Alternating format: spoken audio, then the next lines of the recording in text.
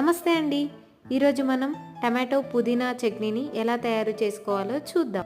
Stove మీద ఒక గంజు పెట్టుకొని గంజులో చట్నీకి సరిపడా ఆయిల్ వేసుకొని ఆయిల్ వేడెక్కిన తర్వాత 3 టేబుల్ స్పూన్ పల్లీలు వేసుకొని చిన్న అల్లం ముక్క, 5-6 వెల్లిపాయలు, 1 టేబుల్ స్పూన్ జీలకర్ర, 10 సన్నగా కట్ చేసి పెట్టుకున్న పచ్చిమిర్చీలు, పల్లీలు, పచ్చిమిర్చి ఇవన్నీ మంచిగా వేగిన తర్వాత ఇందులోనే సన్నగా కట్ చేసి పెట్టుకున్న టమాటో ముక్కల్ని వేసుకొని మూత పెట్టేసి 5 నిమిషాల పాటు మంచిగా ఉడకనివ్వండి.